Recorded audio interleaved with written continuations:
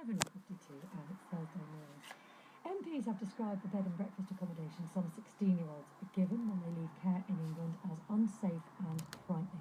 The government says that young people shouldn't be put up in B&Bs unless it's absolutely essential. But the Education Select Committee says that doesn't go far enough and B&Bs should not be used at all.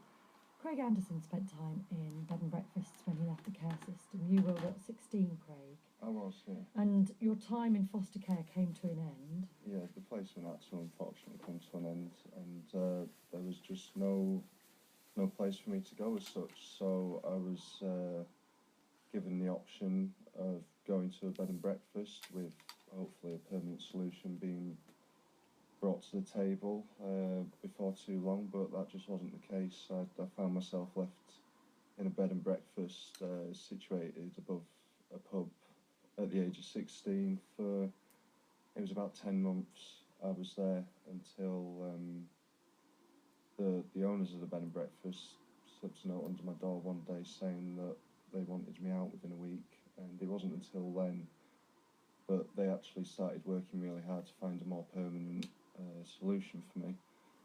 What was it like during your time there? Well, it wasn't a very pleasant place. It was, I call it a bed and breakfast, but they actually told me when I arrived they didn't serve breakfast anymore because no one ever got up for it, so it was more just a bed, you know, no breakfast. And, you know, it's impossible to feel settled or, you know, make it a home. You're living out of boxes. You lose your sense of belonging identity. Did you have anyone kind of keeping an eye out for you?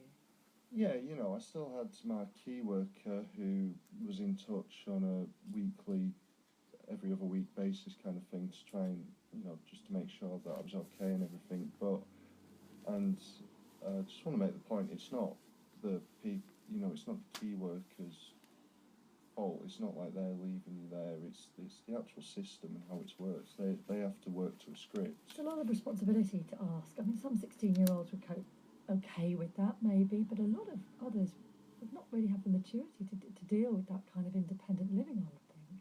Yeah, I mean, I've always seen myself as quite independent, but even still, as I say, you're in a room with a bed.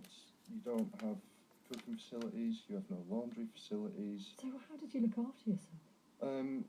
Relying on friends around, you know, local friends, going and using their kitchens, or, well, obviously it's not an ideal situation. You're left in bed and breakfast and you're basically expected to, well, they must just expect you to eat out every day. And when you're left there for months, it's not good. And if you come from, you know, a difficult sort of background family life anyway, but is that quite a scary experience, or do you just get on with it? I think at the time, at first, it was kind of almost exciting that I was out there by myself, but then the reality kind of dawned on me within a month or so that it's not somewhere that you want to be. And, you know, I mean, how are you meant to think about the future and plan when you've got no fixed abodes, and, you know, there's no sign of a permanent solution in sight. There's no way of kind of planning the future when you can't see a day ahead of you. You don't, you know, it's just, I don't know. It was difficult. It definitely didn't help my focus to try and work on doing something with myself. Things are a bit better now, though.